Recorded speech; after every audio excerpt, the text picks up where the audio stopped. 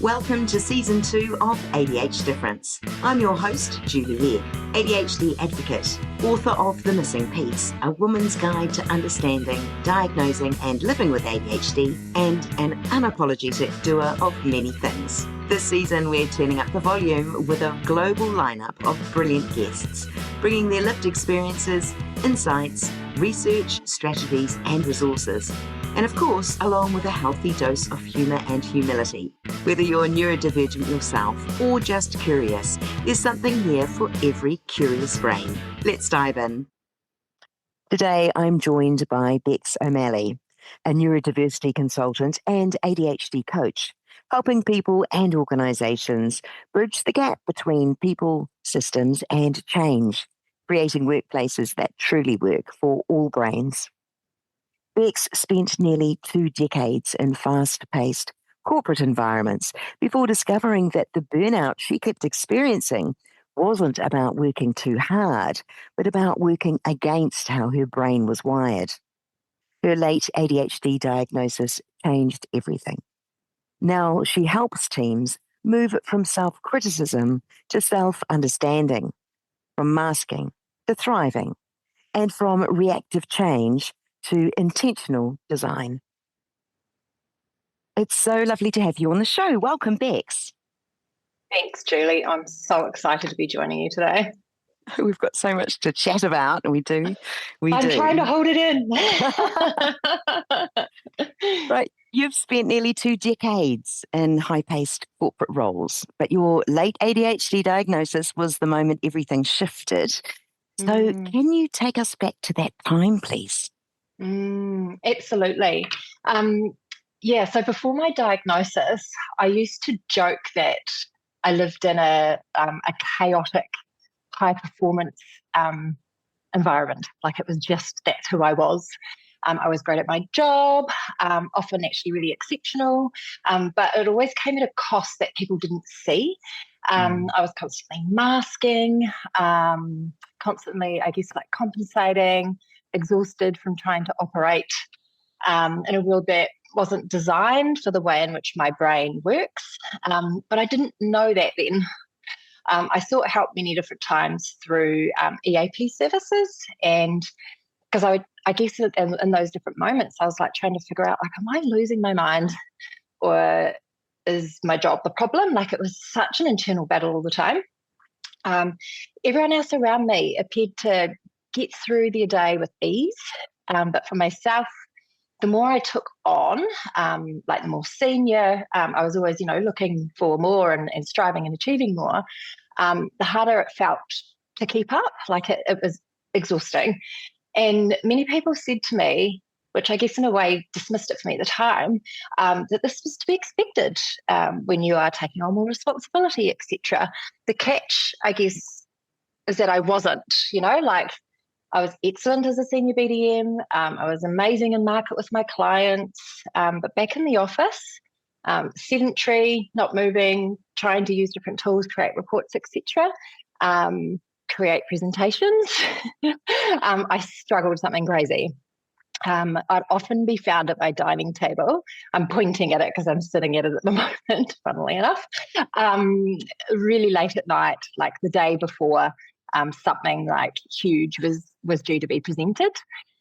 What I know about that now, however, is that I don't need a slide pack. I'm amazing. I'm a really amazing verbal processor. A slide pack is simply become actually like a placeholder for me to help keep me kind of in flow and track and make sure that as I kind of go off on all these different tangents, that I have something to make sure I'm coming back to and actually getting the key things out that I need to, depending on what it is that I'm doing.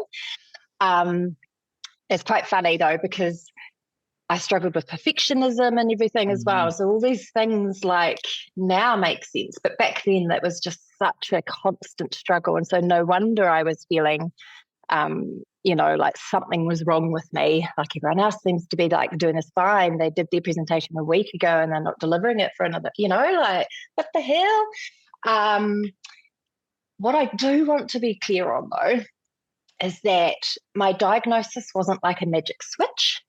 It wasn't this, I guess, cinematic moment where everything suddenly made sense. There was definitely a moment of like, oh, okay. But it was the start of a journey for me and those around me that I'm still on today. And I know I will be for the rest of my life because I've learnt, I guess, throughout this. I was diagnosed with ADHD, what are we, coming up 6 years ago myself as a 35-year-old. And I had somebody say to me once, like, remember, it's about the journey, not the destination. And that, like, has really sat with me because ADHD is, we're very naturally externally focused. And so, of course, I'm naturally thinking about the destination. And it might just be something about tomorrow or a week later or a month later. And for me to think about the journey, I'm like, oh, and, you know, the presence and beauty in that, like, I know that that's going to be a forever thing because I'm not wired that way naturally. But what really created, I guess, some of the shifts in the beginning of that wasn't the diagnosis itself, definitely helped, but it was when I decided to become what I desperately needed in that moment, at that time, and at different times throughout my career, and that's an ADHD coach. During my intensive training, I had the amazing opportunity many times to be coached by other, you know, coaches that had already done the training before me. And for me, it was my first experience being coached by an ICF accredited ADHD coach. So somebody that was trained specifically for somebody like me. And it was in that moment that I truly began to come home to say myself and realize that, you know, someone finally understood my patterns and my overwhelm, my sensitivity and my strengths, and then said to me, there's nothing wrong with you. This is how your brain works. And I guess diagnosis gave me then the language, and coaching gave me the tools that I use consistently for myself, but also now in the work that I've, you know, recently embarked on. So I guess this is the journey that's giving me that clarity, compassion, and the confidence, I guess, to show up as my true self. Like, I can't sit still, right? You know, like, I used to hold this energy in and for anyone that can see me, like, video wise, like, I am a mover. It feels good. It does. And knowing yourself and having an ADHD coach, as you said, reflect yourself back at yourself and going, oh, no, it's okay. I don't need to hide from who I am. I need to embrace it now and understand it. As you said, now you've got the language and piece it all together. Beautiful. Thank you. Yeah. I'm really intrigued. We're talking, you mentioned about your corporate world, and you've said what looked like burnout previously wasn't about working too hard, but about working in a way that constantly falls against your brain and how that was wired. And I think so many people will relate to that. So I'd like to chat to you, if I may, about ADHD burnout, what it actually looks like and feels like, and why it is different from the typical kind of workplace exhaustion that we may hear about. Yeah. Oh, I can just feel my like my entire body's just like, right, let's talk about this one. But because interestingly enough, I found myself in and out of this more post-diagnosis than pre-diagnosis. I'll come back to that. I will come back to that. ADHD burnout, some people may talk about autistic burnout. Really, that's just saying neurodiversity burnout or neurodivergent burnout, because the experience I talk about is definitely ADHD. It is not the burnout that we hear about in wellbeing slides or HR training, because it's not simply stress plus long hours equaling exhaustion, as you mentioned. For ADHD burnout is neurological. It's systemic and emotional. It's tied to the actual working environments that aren't designed for our wiring. And for me, a lot of this intensified and showed up post-diagnosis, which I alluded to, because I started learning or awakening to myself and realizing, oh, hang on a minute, like why why am I allowing this? Like, where's this okay? And then starting to, like I go through this process of self knowledge and acceptance, and then you shift into the self advocacy, like validation and then advocacy, and it's like, okay, well, I need to be advocating for what I need, or potentially still at that time what others need. And it showed up a lot in project teams most recently. Like I said, post-diagnosis, it becomes something that I was in and out of more often than I would realised or would like to even admit, especially during my most recent time at Air New Zealand, an amazing organisation, but also went through like a huge amount of change in the ways of working to an agile methodology as a base way of working. And so that's where you kind of come together in teams like squads or groups and have all of these many different projects. As an ADHD, initially, immediately I'm like, perfect, I can jump in and do some stuff here and say bye, and then jump in over here and do some stuff and then say bye, see you later. But the truth I learned the hard way is that, throughout that, because I was so interested in going and doing lots of other things, I kept thinking, I'm so bored of my role. Like, I need to find something else. And insert, ADHD is of an interest-wired brain. And then we hear about this thing, boredom, all the time. And so this was almost like sneaky internalized ableism at its finest for me, where I was like, oh gosh, I'm just bored of my role. It's me, whatever. Here's the truth though, like I wasn't bored of my role. I was bored of stagnation. And that was such an amazing reframe for me. So I was constantly offering solutions, pushing for improvements, trying to move things forward. But ideas were falling on deaf ears, processes never changed. This is where the internal ableism is, I was then blaming myself. I assumed it was my ADHD boredom cycle at play yet again, that I needed to be more disciplined, more organised, and more something. Insert many a thing I'm sure everybody's heard at some point in their day-to-day. But the truth was I wasn't bored, I was misaligned. And so because my brain thrives on momentum, creativity, systems thinking, and meaningful change. Where I was, the environment required repetition, slow movement, rigid structures, and layers upon layers of approval, all things that drain an ADHD brain. And so ADHD burnout feels like decision paralysis. Like the brain is doing its amazing thing, connecting, but then actually you're just like, I can't land on a thing. The other one that then just throws everything else is emotional overwhelm.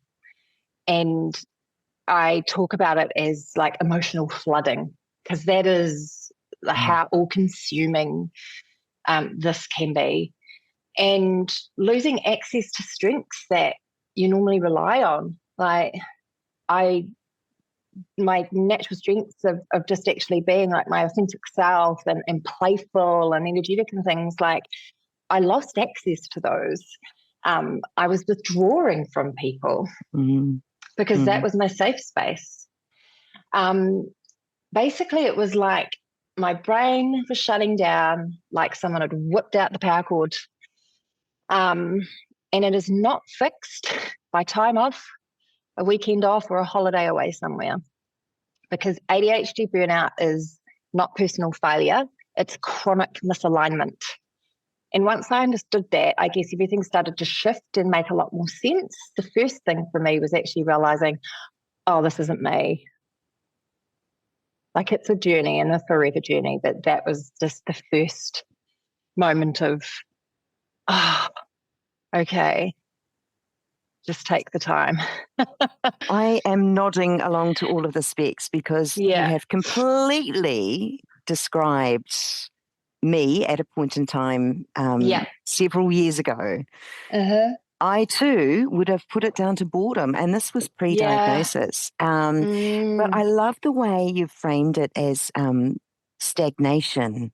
That is so true. And because my brain is always moving and driving forward, I wanted change. Like you, I wanted to problem solve. Even if it was a quiet day in the office, I'd want to see how we can improve things or do things differently. Or and then you talked about the approval process or process, or it being weighed down in bureaucracy and rubber stamping and all those things.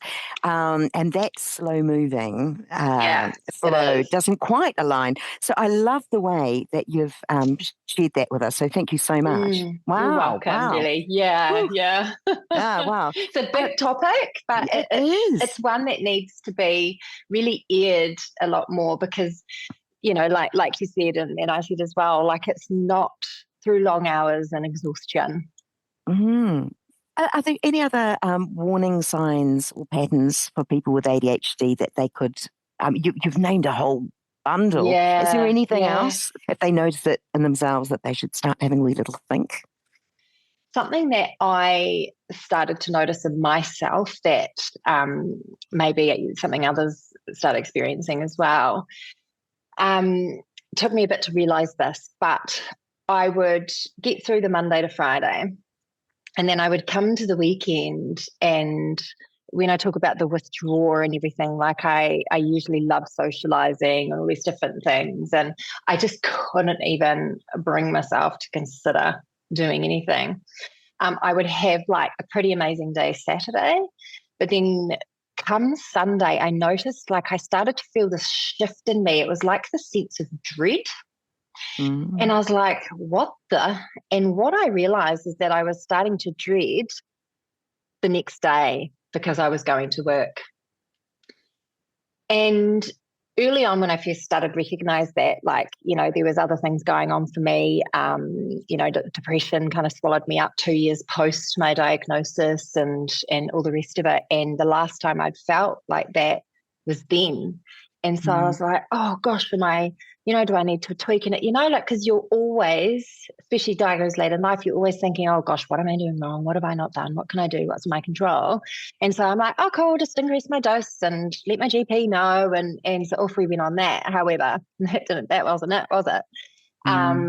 So that's something I guess to look out for is because like I said, I loved my role. I loved the organization. I loved the people, but I was dreading going to work. Like it just didn't make sense. It felt really contradictory. And so that was really potentially some early signs for me that I hadn't really recognized because I was connecting it to something else. We need to have our beautiful energy for ourselves too, because on the weekend we've got so many passion projects and just the joy of whatever brings us happiness. And to have that sapped away, that's not good. Yeah. But the good news is, though, today, as an ADHD coach through Human Fabric, so you're helping people and organisation bridge the gap between people and the systems and change and creating the workplaces that work for all brains. So I'd love to hear more about your work. And what a neuro-affirming workplace culture actually looks like. Amazing. Yeah. So through Human Fabric, I get to sit at the intersection of people, systems, and change. And it's really interesting for me to find myself here because this has actually been the story of my career for the almost 20 years. But I've just never held a specific title or role that gave me the title of a people manager or a transformation manager or what have you. And so I sit at this intersection because burnout doesn't come from individuals, it comes from environments. And a neuro-affirming workplace is one where people aren't having to fight themselves to succeed. It doesn't mean special treatment, because quite often, people are saying, oh, they're going to get special treatment or this or what have you. It means equitable treatment. And so, we hear about diversity, equity, and inclusion and this and that, but then the experience is not equitable. And so for me, it's about equitable treatment and equitable opportunity to perform at your best or reach your full potential as an individual within an organisation. I've lived both sides. So like I mentioned in New Zealand before, I've worked at some other large corporates. So I was in New Zealand for not too long ago, for 4 years most recently. And another large organisation I worked for was New Zealand Post Group. Two very phenomenal brands, like love them both to bits, and big presences in our home country, New Zealand. So very honoured and proud to have worked there. I was with them for a total of 13 years, in two different blocks. In New Zealand, I was often trying to push change from within, like I indicated before. But the environment around me, this isn't true of the whole organisation, but the environment around me didn't say hold the same values that I did. And so I often found myself feeling quite, compromised, etc. And eventually I was left feeling that, or just realised that they didn't want me. And so I was kind of doing this little inverted commas, like my actual me, like who I've come home to through all this work that I've done as an individual and realisation and awakening. Like I've come home to who I actually am. I come to this realisation that actually, no matter how hard I try or break myself, they don't want me. They wanted a version of me that fit their mould. Mm. That misalignment was a really big part of my burnout, and ultimately, my decision to leave when I did. Really sad but clarifying moment. And so fast forwarding to the work that I do today, even in the digital transformation role that I'm doing with Sotheby's Real Estate in Christchurch, that's the complete opposite experience. So I was brought into Sotheby's because of how my brain works. Like the owner literally said to me, your energy stuck with me, Bex, when we did work together 8 years ago. I'm like, that's me. The traits that were too much elsewhere become the exact strengths needed here in the work that I'm doing. So a neuro-affirming workplace looks like clarity over ambiguity. And so if you think about New Zealand's language, but in corporate and business, like the amount of ambiguity that exists is mind-blowing. Now that I have this clarity and I can see it for what it is just mind-blowing, let alone the jargon and the acronyms within each business. So clarity over ambiguity. Cognitive load reduction, not increase, reduction. Flexible ways of working. And at the moment, we're seeing an opposite push and drive of that. So flexible ways of working, that is a neuro-affirming workplace. Reducing unnecessary friction. Leaders who are asking, what do you need to thrive? So that's an individual, not one size fits all for a team, for an organisation, but a leader that has the ability to adjust their leadership style based on the individual that they're leading in that moment. Permission to regulate without shame. We all have different needs and ways to regulate ourselves, because let's be honest, you can be thriving, living your best life, have all these tools and everything, but there are things that are going to come up in the day, and systems built around strength, not sameness. So we've come out of this industrialization era, right? And that was about sameness, like rinse, repeat, rinse, repeat, rinse, repeat. There's no such thing as that anymore. So we need to build systems around strengths and not sameness. That's what I refer to there, because work today and the rapid rate that it's changing, neurodivergent individuals, ADHD, are the people you need in your workforce. However, it's not about bringing them in to be the same as what you've got. It's not this culture fit that you see in jobs and stuff all the time. It's culture add, and it's bringing in and leaning into like what are the strengths this individual brings. And our natural strengths are so primed for the work of today and the future ways of working. So if I come back, like when you design for neurodivergent brains, it's important to realize that you're actually creating workplaces that work better for everybody. So whilst, you know, you might call us a minority, you know, like different cultural groups, etc., you might call neurodivergent people the 20%, you know, like a minority. But I'm a believer actually there's almost half the global population that are neurodivergent. It's just only 20% of us meet the really stringent medical things are so hard for you model to get a diagnosis. But there's a lot more that fall into that. And there's just such an awakening happening at the moment that really, it's just an exciting time. But again, it's not a switch.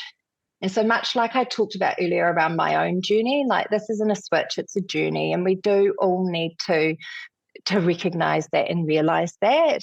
And be in the journey. And for me as an ADHD, that's rich for me to say because I know there's hope and I know that we're going in the right direction.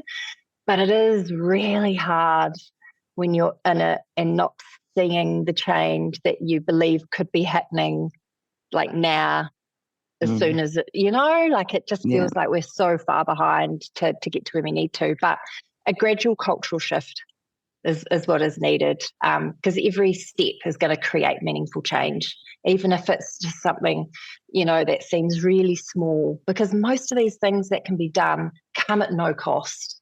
I mean, it doesn't cost anybody anything to be really clear on what they're asking their people to do in a workplace.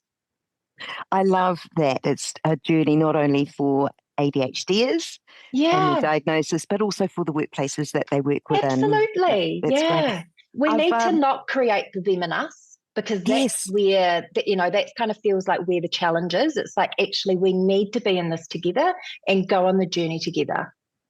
I absolutely agree. I've written down two things that I wanted to say. ADHDers in the workplace and what they need to thrive. Sometimes you don't know what you need. And I think this is where an ADHD coach is great because it's like, I struggle with this and this, but I don't have the solution yet. And this is where you can come in and say, wow, well, based on experience and what you know and what you've learned, and these are some things you can consider. So I think a helpful point in the right direction from a coach like yourself would be really valuable.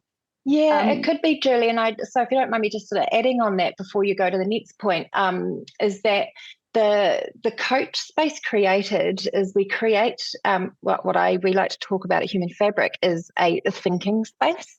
Because to your point, like if somebody even just last year said to me, like, what do you need?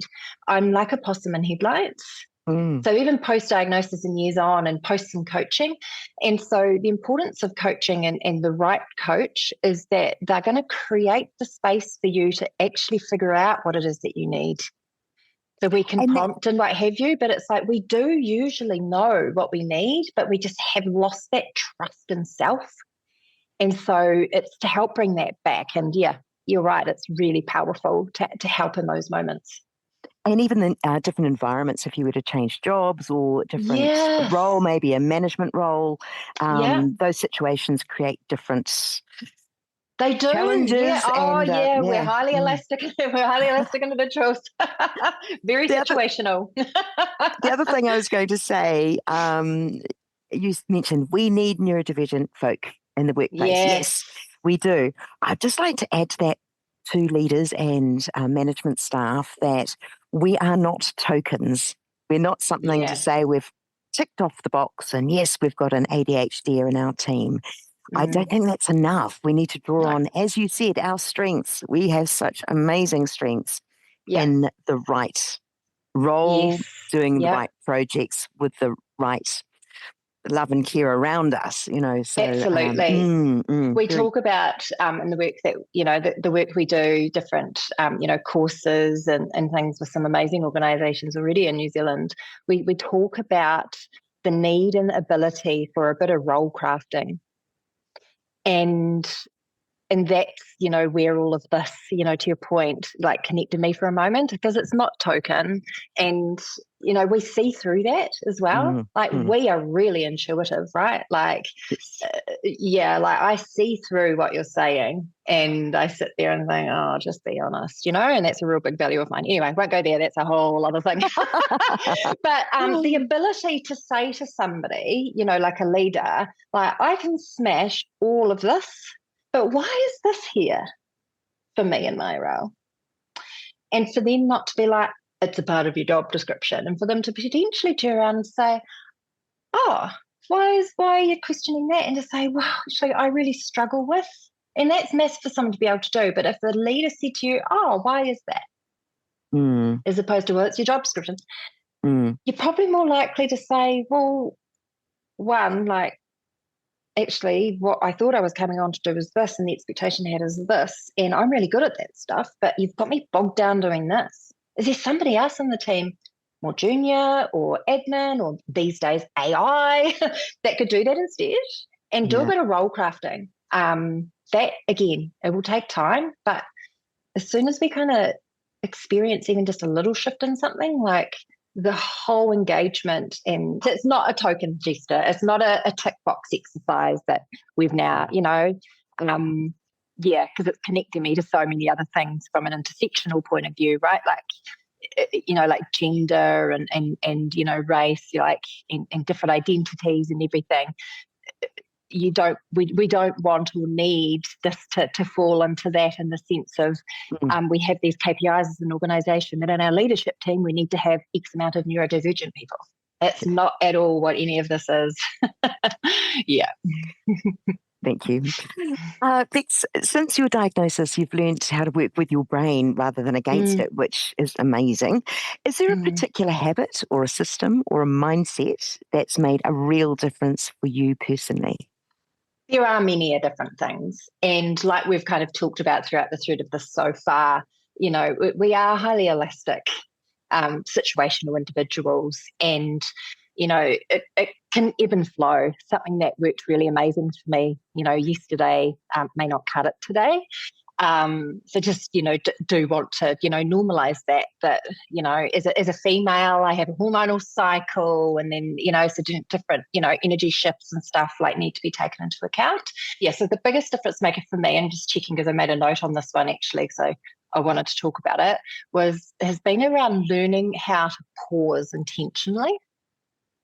So I referred earlier about how, naturally ADHD is a very externally focused, because, we lack in dopamine, and you get way more of that from like, oh, what's going on over here? And, people might be like, oh, look, a squirrel, whatever, versus inside it's like, oh, how boring, whatever. And so learning how to pause intentionally, systematically and compassionately has been a real big difference maker for me, not just kind of like brushing off and carrying on. So before being coached myself, I never paused.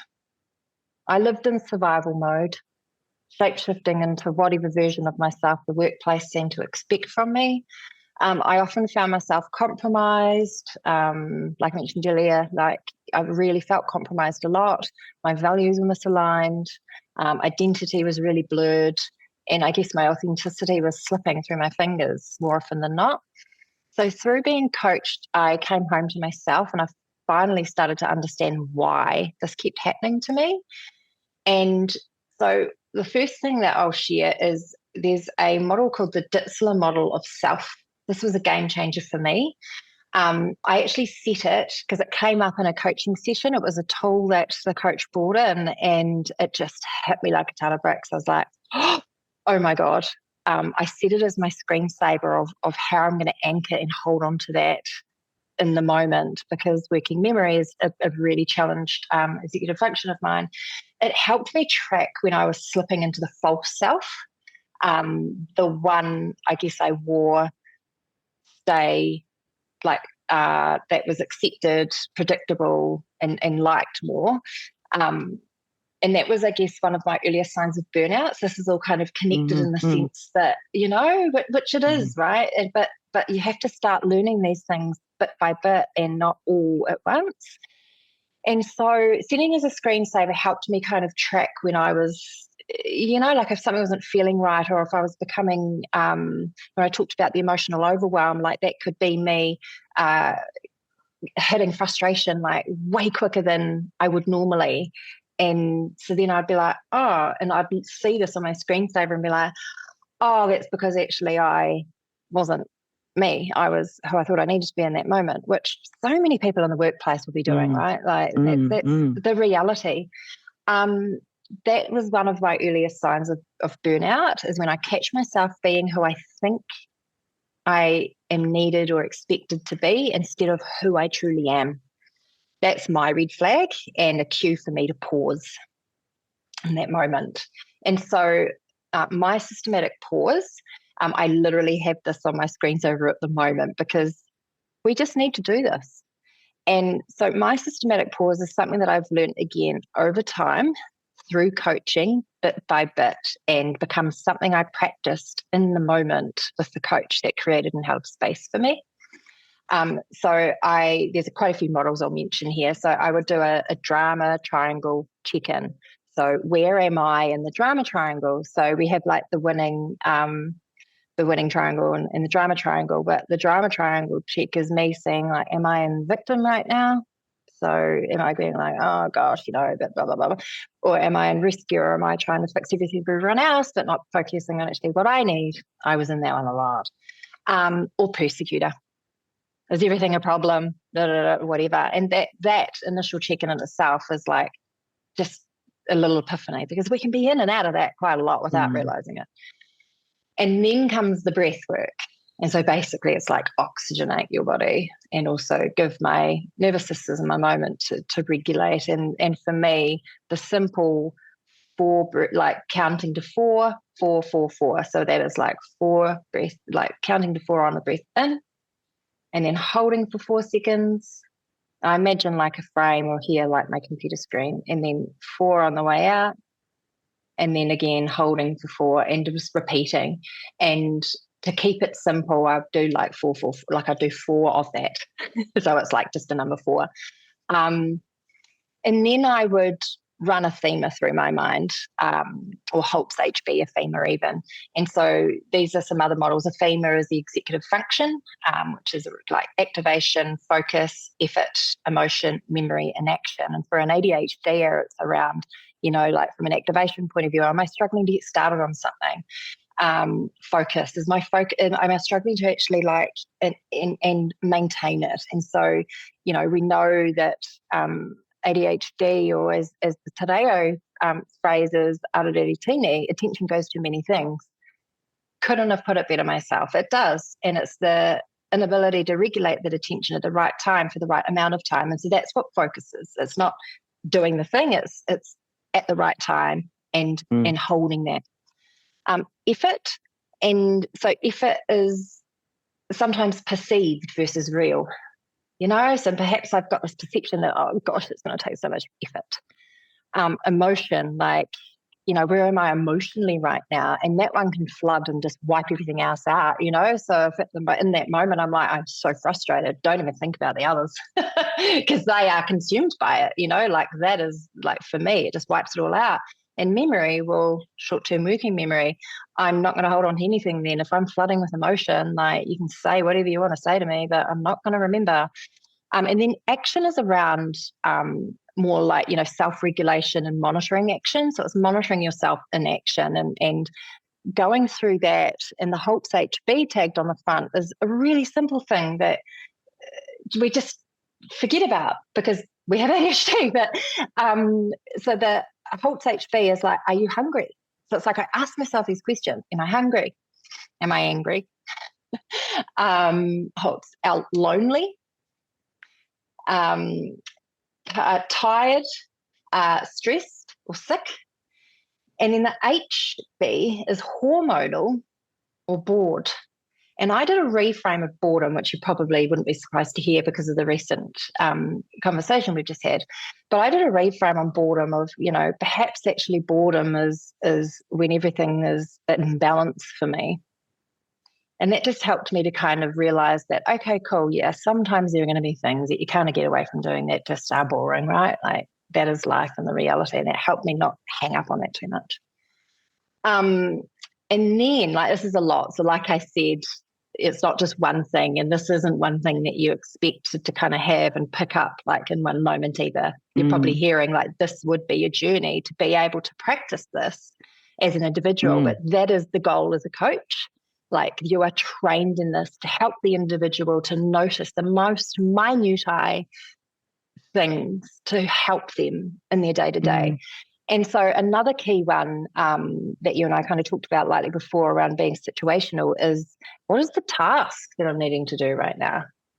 And from an individual point of view, it's like, you know, like who do I need to be? Like what do I need to how do I need to show up in order to achieve that?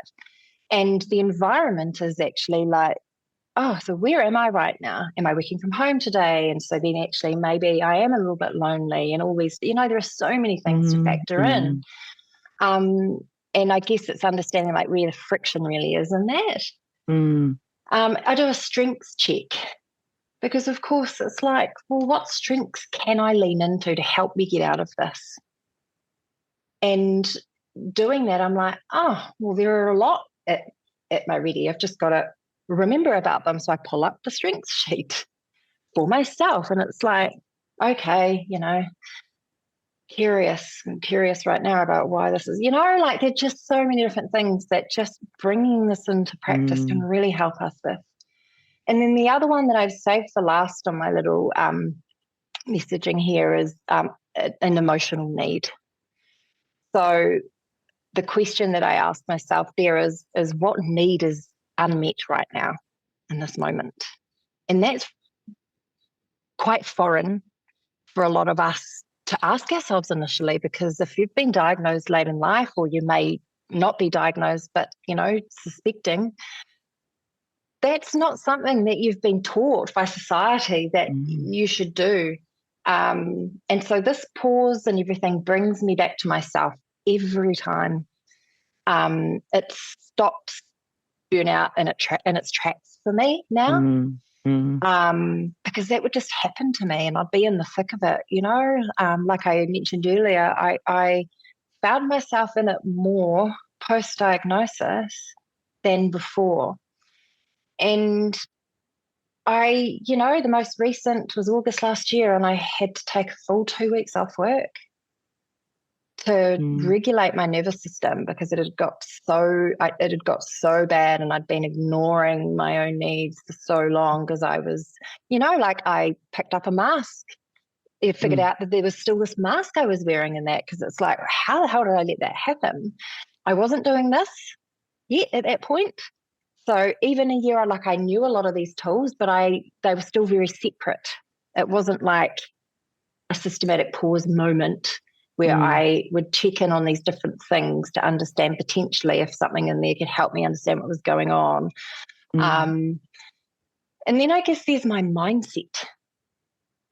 And this isn't an airy-fairy, woo-gaga thing. It's very real, right? Like we do become what we think and things. And so I choose consciously to wear rose-tinted glasses. I was going to actually grab them because I usually wear rosy-coloured glasses, but I've got my black ones on today. So I choose to see the world through a positive, hopeful lens. It brings me deep joy and stability in my life. It does sometimes bite me in the butt, absolutely. But the moments of disappointment are very rare in comparison to the depth of happiness it brings me today.